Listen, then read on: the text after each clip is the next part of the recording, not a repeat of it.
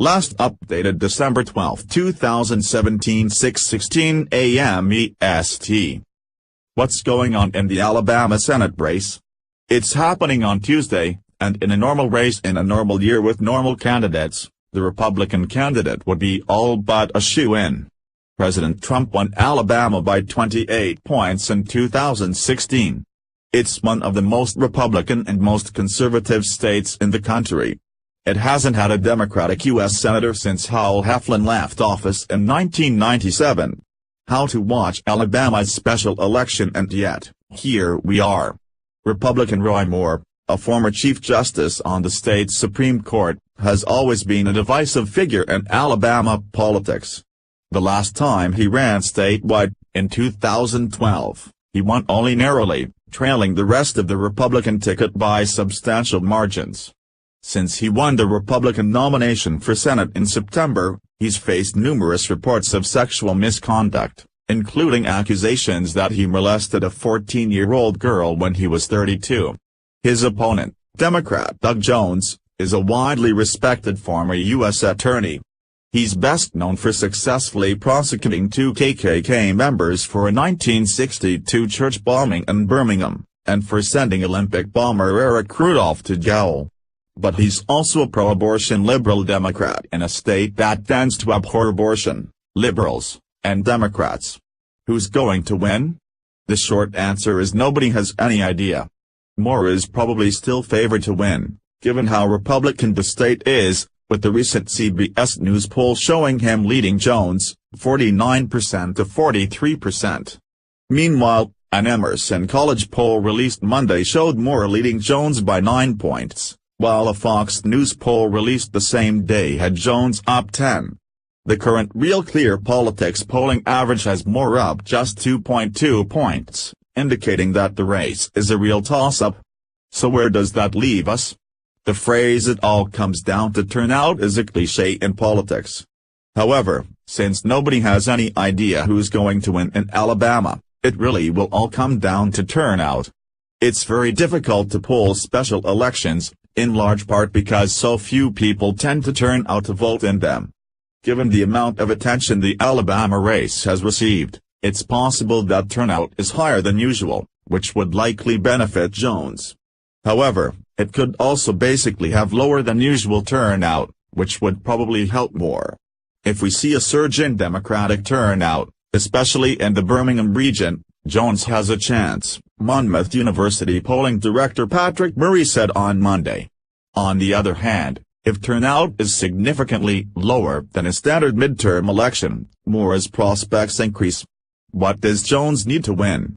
To hear most strategists tell it, what Moore needs is a combination of high turnout among black voters, who tend to vote Democratic, and some Republican crossover votes. He would also benefit from Republicans deciding to just stay home or vote for an independent candidate. Senator Richard Shelby, R. Alabama, told CNN on Sunday that he did not vote for Moore. "I'd rather see the Republican win, but I'd rather see a Republican write-in. I couldn't vote for Roy Moore. I didn't vote for Roy Moore," Shelby told Jake Tapper on State of the Union. Shelby is a conservative Republican who is popular in the state, so Jones has been using his criticisms to bludgeon Moore for weeks. He's also been looking to increase turnout among African Americans by bringing surrogates like Senator Cory Booker, D. New Jersey, and former Governor Deval Patrick, D. Massachusetts, to stump on his behalf. Former President Barack Obama and Vice President Joe Biden have also recorded pro-Jones robocalls, while Mr. Trump has done the same for Moore. What does Moore need to win? Moore, rather strangely, has been absent from the campaign trail in recent days as Jones hustled for votes. On Monday he held a campaign rally alongside Breitbart Bar chief Steve Bannon, a former Trump advisor who has long championed his campaign. Moore has a built-in advantage given the state's aforementioned Republican lean. Still, plenty of Republicans don't much care for the guy, particularly since he's been accused of habitually pursuing teen girls as young as 14 when he was a bachelor in his 30s. I think, so many accusations, so many cuts, so many drip, drip, drip, when it got to the 14-year-old story, That was enough for me. I said I can't vote for Roy Moore, Shelby said on CNN on Sunday. Even without the sex scandal, however, Moore has a long history of making inflammatory statements. For example, he's suggested that homosexuality should be illegal and that 9/11 was divine punishment for America's sins. More recently, he defended Russia in an interview with The Guardian, a left-leaning British paper, saying that you could very well say that America is the focus of evil in the modern world, and that Vladimir Putin may be more akin to me than I know. Back in September, in response to a question from an African-American questioner about a time when he thought America was truly great, Moore said, "I think it was great at the time when families were united, even though we had slavery, they cared for one another. Our families were strong, our country had a direction." That seems like a lot of baggage. It is. So Moore and his allies have argued that a vote for him is morally necessary because he's anti-abortion, unlike Jones, and a Republican who will vote for Mr. Trump's agenda. Mr. Trump is still popular in Alabama, so presumably the president's support for Moore counts for something. And a Jones win could potentially put major Republican objectives, such as a tax code overhaul, in jeopardy given the GOP's slim majority in the chamber. In particular, Moore's campaign has tried to make Jones' support for abortion a defining issue in the race.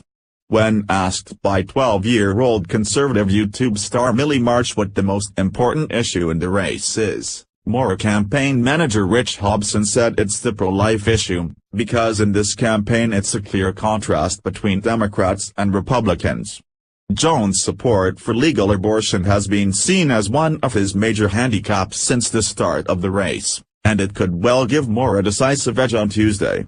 "I have to think the conservative Christians who care about abortion are voting for Roy Moore no matter what," Richard Fording, a political science professor at the University of Alabama, told Al.com over the weekend.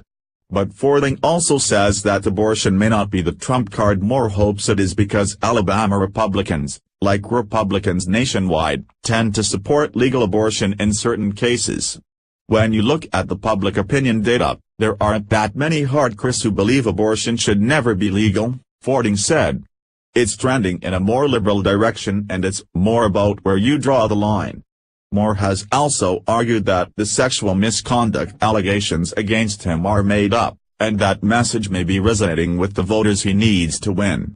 In CBS News' early December poll, 71% of Republicans in the state said they thought the accusations were false. At context, schema.org, at type, event status, event scheduled, image, https, web link briefing by Press Secretary Sarah Sanders from the White House briefing room, start date, 2017 12/12 T07:00, end date, 2017 12/11 T20:00, name, Alabama Senate race special election, URL, n.wikipedia.org web link Jones, same as, n.wikipedia.org web link Moore, same as, n.wikipedia.org web link of Alabama, address, at type, postal address, address region, AL, address country, U.S.